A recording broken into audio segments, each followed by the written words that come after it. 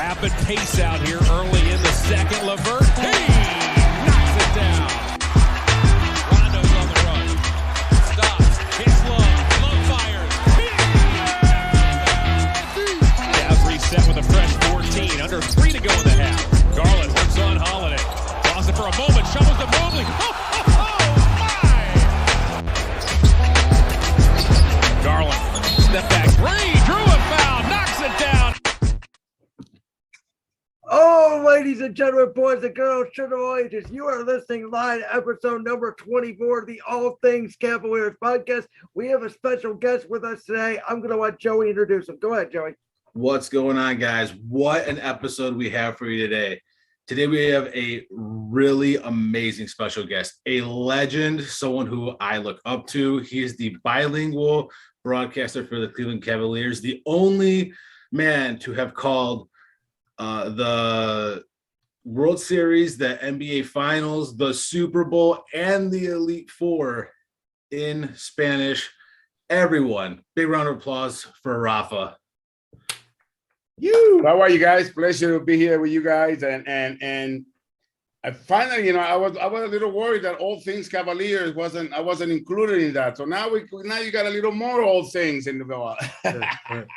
It is definitely All Things Cavaliers now. Well, Rafa, you know what? Let's talk some Cavs because, as we talked about a little bit off air before we started this podcast, obviously, as we know, things have not gone as well over the last couple of weeks, but this team this season has pretty much just overwhelmed us all here in Cleveland. We are so proud of how far our Cavs have come over the course of this season. My first question for you today is, obviously we've had injuries throughout this season. Ricky Rubio went down, Colin Sexton went down, Karis LeVert went down, we had Rory Marketing go down, but as of late, the two biggest injuries of impact, Evan Mobley and Jared Allen being out. How significant, specifically to those two, has it been to the Cavs as these guys have kind of struggled to piece together the rest of the regular season? It's been a wild ride. I mean, let's just start with that. I mean, it's a winning season no matter what happens for the last 6 games of the season. And like I said to you before, for the fans out there listening and for everybody, the fact that this has come to kind of a weird, unfortunate ending in terms of the injuries does not stop the train of where the Cavs want to go eventually. This was not a 2021, 2022 project. This was a project that it's been going on for a while. We finally have a really solid foundation, and now we move on forward and we try to finish. And what I can guarantee you is that no matter who dresses for the last 6 games, that's one thing that has been constant for the Cavs this season is that there is no quit on this team, and there is no quit on anybody coached by JB Bickerstaff and his staff. So yes, the last injuries, I think the freak injury to Jared Allen, and we still haven't really gotten a full blow into what missing Mobley is going to mean for the rest of the season or for the future games. We still don't know. He's definitely not going to play tonight in Atlanta and in Brooklyn in with the Knicks on Saturday. He's not with the team on the trip, but it kind of blows and cracks the foundation of what this team has been about. Defensively, Jared Allen has always been the anchor of this team. No matter whether you pass, you can't forget about the two 7-footers guarding, playing the 3 and the 4. But whenever you got past those two, there was always Jared Allen defending and protecting the rim. But also offensively, the system that we have created with Jared Allen setting up those picks and rolling down or popping out, we have missed that. And obviously teams have adjusted to that. They don't have to worry about that height advantage that we have, the jumbo lineup.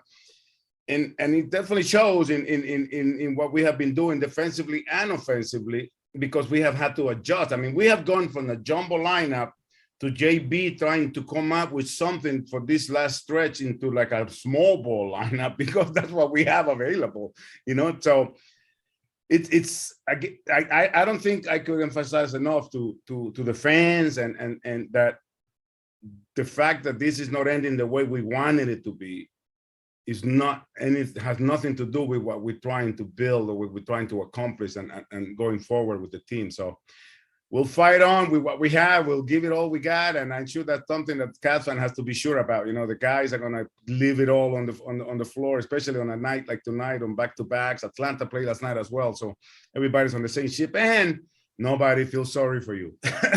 Atlanta is no worry. Is not feeling bad that Allen and Mobley and Sexton and Rubio and all those guys are not here. They're gonna come out and play because they also need to win. They're trying to get to the 9th spot to see if they can host that game. You know, so. It is what it is. It is the NBA. Yeah, Allen being out, Mobley being out, and I think this season a lot of teams have dealt with a lot of injuries, but it just feels like as soon as Rubio went down, we just started. It was just a cascade of Rubio went down, then Markkanen was out, then Garland was out, then Markkanen was out again, then Allen went down, then Mobley went down, and then you had all these other injuries in between, and that kind of has just hurt us throughout the season. So, we'll see what JB can cook up for these last few games. I thought last night they did a really good job against the Mavericks. I think a lot of people thought that may have been a blowout, and they kind of ran into the same brick wall that they have, at least in my mind, which is they're right there. They are right there, and it just feels like they need one more person to just kind of give them a little bit of energy, and something happens, and before you know it, they're down by 10 with 2 minutes left. And they'll get there, though. It's a young team. I think that's kind of like a lot of people's mantra is, when our starting lineups and our oldest starter is only 24 years old. Yeah. But I did want to ask you, before this season started, what were your expectations for this season? Because I know for me, I actually predicted, and this is in podcast 1, and Brandon, don't worry, I'm not gonna go there. Come on, no, you can do that. Brandon said we were going to win 3 games. Okay. And no, not 3. Come on. Brandon said we were going to be at 30. 3. No, I'm sorry. He said we were going to be very low wins and high in the lottery. I actually said we were going to go 500, just because I thought with all of the with the talent that we had, and then the guys we picked up, and then Mobley coming in, I thought it just felt like a really solid roster to me. I thought that we could maybe go 500 and make the playoffs. What were your expectations coming into the season? I always like to be realistic when it comes to making expectations. And obviously, with all the changes that we had coming in, we finally got lucky, let's say, on the draft, with the ball bouncing a little better than we were supposed to get. Not that we didn't pick the best player the previous 3 years, because if you look back, Darius Garland was still at the number. He was. Isaac Okoro had an amazing rookie year, even with all the intangibles of the COVID and everything else. But my expectation, I was asked these questions many times before during preseason, and I always said, it is not being too aggressive to think that the playing tournament was a goal for the team. I don't think the team set out a goal and said we're going to make the playoff, or we're going to the goal was to be competitive, and JB set up these core values at the beginning of the season, gave everybody a role, everybody bought into the role, and the message was just be you, and be the best version of you. Don't worry about Kevin. Don't worry about what Colin has to do. You be Kevin, you be Colin, you be Ricky, and then and we're all going to be okay, right? So for me, at the beginning was the playing, but then it was quickly noticeable that this was going to be a good team, that JB had actually put together a really good plan for the staff. And again, with all the doubts that we had with the COVID and the outbreak in December, it kind of hurt. It's funny how the game that we're playing tonight is the game that was postponed after Ricky had gotten hurt in New Orleans, being close to having a triple-double. And, that game, remember that game we blew a double-digit lead. Yep. And then, Ricky got hurt at the time when New Orleans was making the moves. And then we come here, I think it was 8 guys that came up positive. So it's funny how we come back months later and we're still being hit by injuries in a different way, right? So the playing was for me a goal that would seem attainable and seem that's something that you can put on the backboard and say, you know what, this is what we're trying to work. But again, JB is obviously the head coach of the team and a genius when it comes to this, because what he gave the guys, instead of a goal of a number of wins or a position in the playoff or in the standings, he gave them core values that they have to achieve and that they have to follow and they have to do. And I think that was amazing. One of them was compete. And that's something that the guys have done every night. We have made comebacks of 21 points or 20 points against Indiana. Against the Celtics, we came back down 15. So they have competed every night from 1 to 15. And I think that's something that to hang your hat on, and it's something to build on going into next season. So I think that outside of kind of the Cavs bubble in the NBA, that there was a lot of teams that looked at the Cavs and they said they traded for Lauri Markkanen and they drafted Evan Mobley, and they're going to play Mobley, Markkanen, and Allen together. They're going to play essentially 3 7-footers in one lineup. It's not going to work. And, to me, and me and Joey have talked about this throughout the whole season, it still feels like when all 3 of those guys are in there, teams have still not been able to figure out how to guard 3 7-footers. And I think it was one of the reasons why the Cavs had such early success. How surprised were you that this kind of gigantic big man lineup worked so quickly? The amazing thing is not much guarding them, it's attacking them that has been an issue. We've gone from the bottom of the list in terms of defensive efficiency to the top of the league. And I think it was the fact that JB saw what they had. And I think, you got to give it to Kobe Altman as well, our president of basketball operations, who made a handful of moves that changed the direction that the team has been going from 22 wins to at least 42 right now with 6 games to go.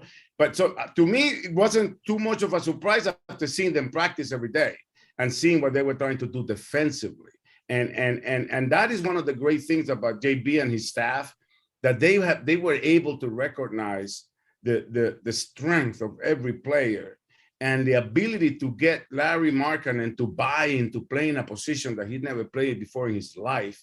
Playing the 3 as a 7-footer, and to be able to sell to him that he was going to be comfortable and be able to do that. At the beginning of the season, if you remember, it cost him a little bit on the offensive side, but that was not the goal here. The goal, I think, was that the other teams having problem attacking us as opposed to more than anything else defending us.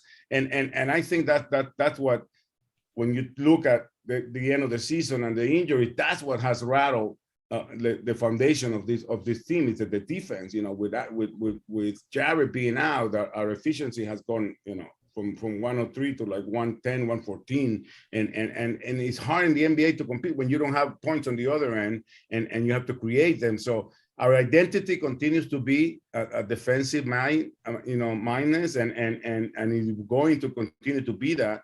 But for sure, I wasn't surprised, but I'm pretty sure.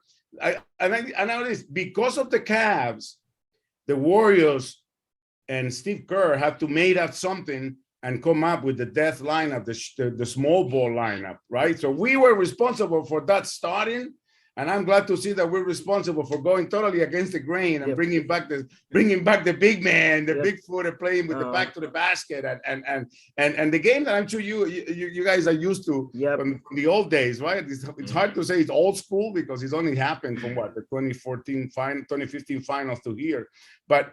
It's kind of people forget that basketball has always been about the big guys. I mean, most of the great players of all time has been, the big guys. And JB not only went against the using one, we had 3 guys in the lineup. And then Dean Wade came in playing so much bigger than he is, playing 6'9" and very athletic and everything else, and Love. And it's just been a wonderful job by the staff, even with all the injuries that we keep talking about. Me and Brandon have talked about this before, and I've said this. This team reminds me, when healthy, they remind me a lot of like the late '80s, early '90s Cavs, because you had Brad Daugherty, you had Hot Rod Williams, you had Larry Nance. They were all 6'10" or taller. You had Mark Price, who obviously was short, and Craig Elo wasn't small at all. He was like 6'6" or 6'7". Mm-hmm.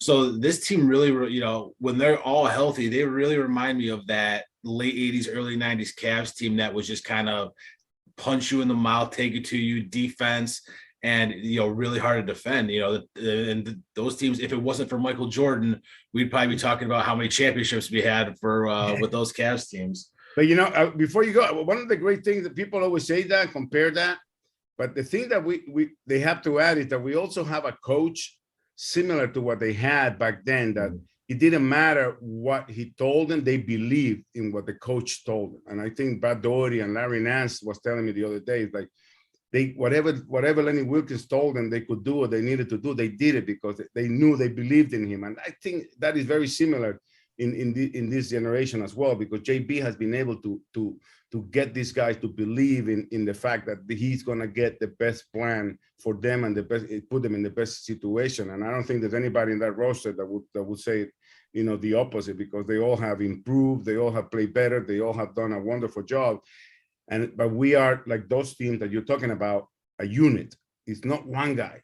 I mean, yes, we had back then Brad Daugherty, number one, Larry Nance was a superstar coming in, Mike Price, one of the best shooters, Hot Rod Williams, Harper, you can name it up and down.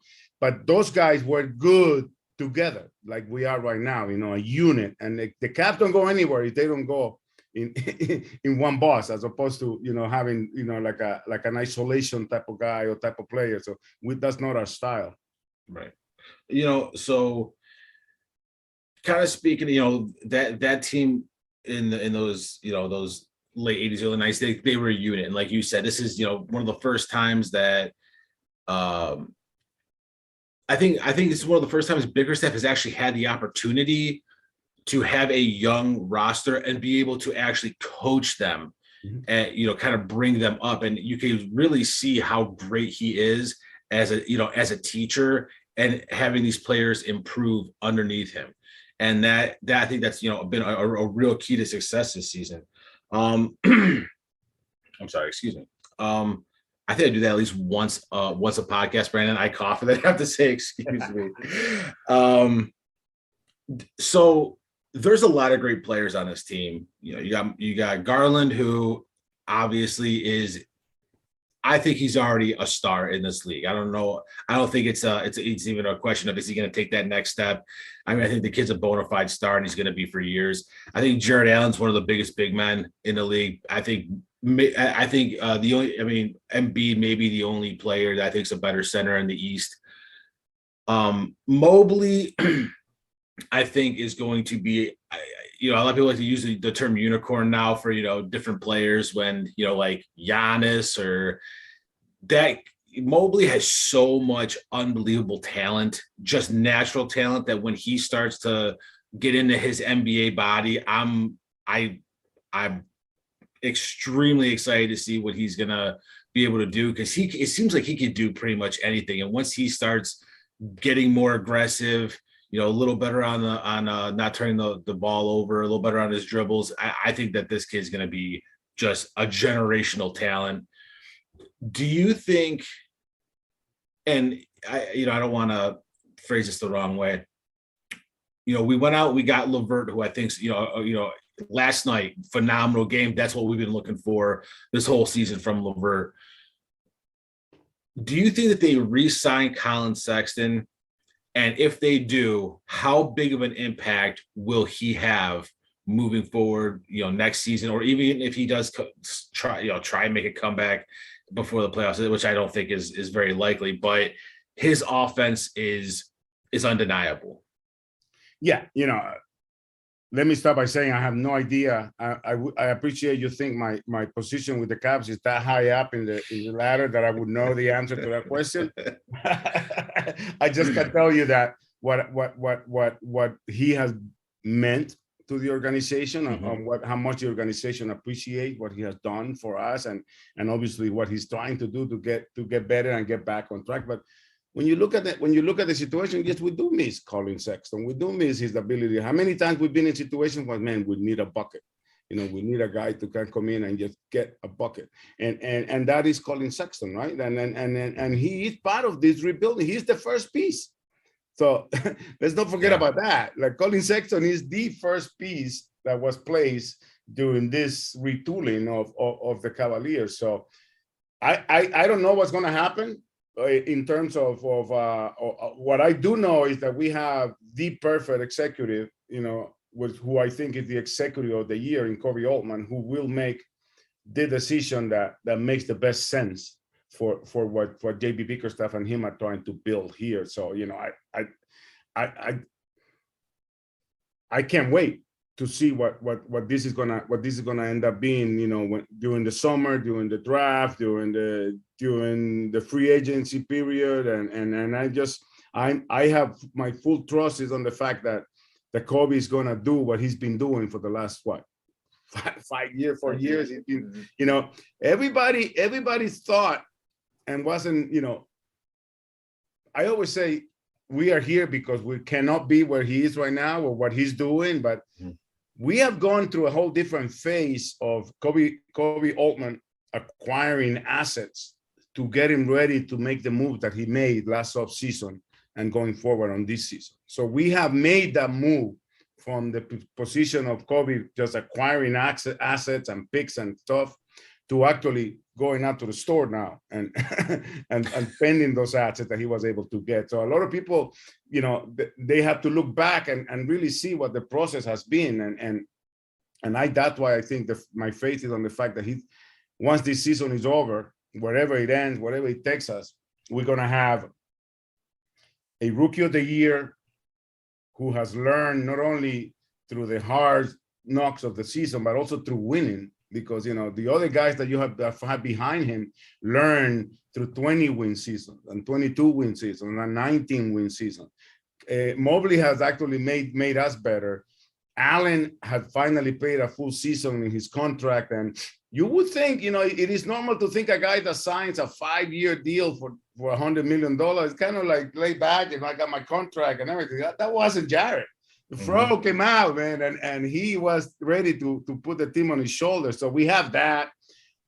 We have Garland, who has made the biggest leap, I think. He should be the most improved player in the NBA, and I mean, came into the season with, I think it was 7 double-doubles. He just got his 26th last night. So, we might have a healthy Colin Sexton, or hopefully he'd be definitely healthy. And then, I don't know what's going to happen, but what I do know for sure is that JB will find a way to get everything that we have and make it work. You talk about him being able to, because we talk about the young guys a lot for this team, right? And I think if we're all for all the right reasons, they're the future of this franchise, right? The starters on the 25 years old, Allen is the oldest guy, right? Yeah. But this team doesn't go anywhere, I think, if Love and Rubio do not buy into what JB gave them as a role for the beginning of the season. And I think JB actually said it, and he was right, because Love and Rubio buying into less minutes and less of a role, like a main role in the movie, right? For them to buy into that role with the credentials they possess made it a lot easier for JB to hold everybody else accountable. Because if Rubio and Love could be starters anywhere, right?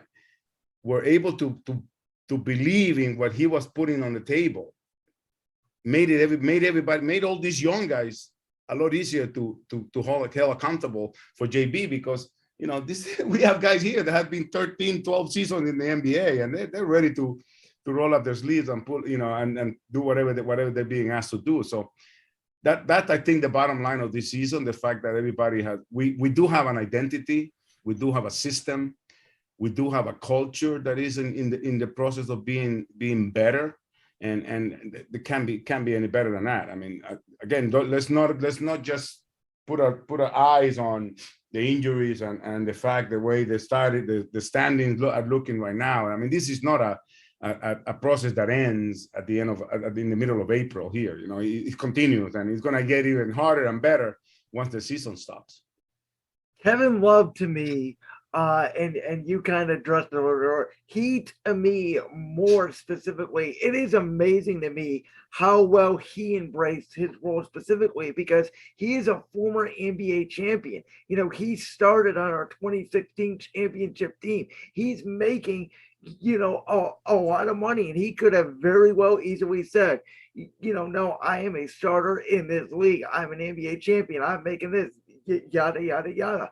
And for him to embrace the role when it looked like, you know, he was from the outside not happy in Cleveland, just from his body language, you know, just from some of the plays that he was making on the court the last couple of seasons, it just did not seem right. And this year, just by looking at him from watching the games at home, it seems like he's having, you know, the time of his life. He is. And every time I talk about Kevin Love, I start with this. I don't care what anybody says about Kevin Love. He is the only one that wanted to stay in Cleveland and be part of this. He knew what was coming after the 18 finals. He knew what was coming in Cleveland, and he could have gone anywhere he wanted, could have taken whatever money that was out there. But he was the only one that wanted to be part of this. He wanted to be in Cleveland. And I think every day since he got here, when we all came together, you know, in the 2014 season, he has been an outstanding teammate. He has been an outstanding part of the organization. Yes, he has had his up and downs, but who hasn't? I mean, I'm pretty sure if any of us were under the microscope with the camera on us every day, the idea or the opinion of people about us would be a lot different than just, you know, hearing us every now and then. But I always say that, and I think, yes, you're right. He's having the most fun because, you know what? He bought into it, and the relationship that he had with JB from his first 3 seasons in the league had a lot to do with it. And I go back and I keep going back to JB Bickerstaff. When Ricky Rubio was traded to the Cavs, he was in Tokyo beating the crap out of the Team USA, almost beating them by himself, you know, having the 38 points. And he didn't want to come to Cleveland. He wanted a buyout. And it took one phone call from JB Bickerstaff while he was still in Tokyo, and he bought into it, you know. And again, it is a matter of people that want to be in Cleveland, and that is one of the bottom lines, one of the starting points for Kobe Altman to get people here. We want people that want to be in Cleveland, that want to be part of this organization, and are going to be proud of what we're trying to do. You know, I think Rubio was probably next to Kevin Love embracing his role off the bench. And me and Brandon have talked about this, you know, at length throughout this entire season of how amazing Kevin Love has been off the bench and how he's embraced his role. And, you know, how he's been a leader in that locker room, and he looks like he's having fun and, you know, everything Brandon said. But man, Ricky Rubio, I think, was such a catalyst to this season. Yeah. I think that he taught, you know, I mean, and this is just me, you know, looking on the court, it seems like he taught a lot to Garland very early on in the season, because just his fierce competitiveness, he had no quit. He literally gave his leg for us, for the fan base of the Cleveland Cavaliers when we were riding high. So I don't know if there's a scenario, but man, would I love if Colby was able to bring back Ricky Rubio, if he wanted to come back. I know, I've heard that, you know, he wants to be with his family in Spain, and but if he wanted to come back, man, I wish there was a scenario where we could make that happen, because he was such a fantastic player for the Cavs. And I think that, you know, a big part of Garland's jump this season has been, or at least was, you know, in part to Ricky Rubio, you know, showing him that competitiveness. So that would be fantastic, but, you know, only time will tell. You know, I did want to move on. I'm going to let Brandon ask you the fun questions, but I do want to know, what's it like on game day for you? Like, you know, take us through your routine, because when you're broadcasting, it's so smooth, and it's just, all the transitions, they just seem effortless. Take us through your routine. Well, it's on a Monday, on a regular morning, we have shoot around on a game day. It's shoot around at 10 a.m. It's film at 9:45. We as part of the Cavs, I don't think every team allows the broadcasters to. We even get to sit through film session. So we do learn a lot about what the team is trying to do. And like I was telling Mano, we get to see stuff that we don't use on the air, but we can actually kind of mix it into what the story that we're trying to tell. So we watch film 9:45 to 10, then shoot around 10 to 11. We have a media veil after every shoot around. So I'm home by noon. Game day nap is a must. I think that's like the game changer. So nap till noon to 1 to 2 o'clock, 2:30, and then I head to the arena. I'm an early guy. I like to be, for my radio days, I always have to leave my house with enough time that if my car broke down, I could make it there walking. So, if I had a show at 6 o'clock, I would get there at 2, 3 o'clock. So I get to the arena around 3 o'clock just to get my broadcast spot ready, print my notes, print my charts. And I'm kind of like a little OCD when it comes, actually we all are, but when it comes to my broadcast day, on the road is very difficult because it changes a lot. They don't give us enough space, or they put me all the way up to the top or whatever. But I like to, take my charts, my stats, and the kind of stuff that I have ready to tell the story that night. And then, watch the game. And I have the luxury and the luck that they pay me to actually talk about what I'm seeing on a live microphone. But game days are fun, Then in between game days is practice, either at noon when there's nothing. Tomorrow is a day off when we travel to New York, and it's a day off in New York because of back-to-back. It's obligatory day off, and then it goes on again the next day. The good thing about the season is I don't care. Not many people know what day of the week it is. We do know whether we play or we don't, or we practice or we don't. And it's like, it doesn't matter if it's Saturday, Sunday, Monday, or whatever it is, that, that's the regular season. And the playoff. It's just practice, game day, shoot around, and stuff like that. So it's not really too exciting, but it is very structured and true for everybody when it comes to game days. Hey, Rob, unfortunately, Zoom is telling me that we only have about 5 minutes left before it's going to kick us out. So I do want to ask you just one quick question. Quickly, what would your advice be to young broadcasters trying to get into the industry? The first thing will be ready to work for free. Because I think there's a lot of stuff that you do at the beginning to work for free, but don't box yourself in. Let's say if you want to be a broadcaster, don't expect your first job to be a broadcaster. If you want to be a broadcaster, get a job doing stats at any game. Or, my first job was answering the phones at a radio show that I ended up hosting for like 12 years. And I came in and they needed somebody to answer the phone, to screen the callers. And that's what I did for free at the station in New York. So just do whatever it is, just get your foot in the door. If you like baseball, hit the minor leagues, hit the small town teams. And that's where everybody starts. But again, don't box yourself into, you want to be a broadcast, you want to do a play-by-play announcer, and that's all you want to start doing, because you're going to have to start doing different things, and it helps to do talk show, because you got to be able to keep talking and to keep telling the story. So my be ready to work for free, but don't do it often, and also do whatever it is, as long as it's in the sports or in the area that you're trying to work. And it applies for any industry. Just do that. Well, thank you, Rafa, so much. We appreciate it. Joey, if you want to add anything else, go right ahead. Rafa, thank you so much for coming on the podcast. You are an absolute legend in Cleveland, a legend around the world, the first bilingual broadcaster to do so many things. Thank you so much. Can't thank you enough. And next week we're going to come back, everyone. We're going to break down all the games, talk about where the Cavs are at, because I think we have 4 games from now until our next podcast. I believe so. And then I think it'd be 3 games left in the regular season. So I think it's actually only 2. 2. Okay. I think it's gonna be 2. So you know what, Brandon?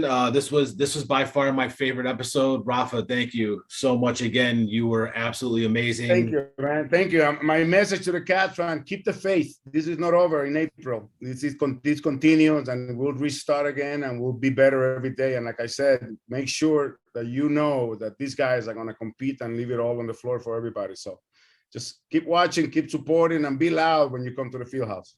Absolutely. Rock the rock out, I guess, as they're calling it now. Brandon, there's one thing left to do. You know what it is? Let them know.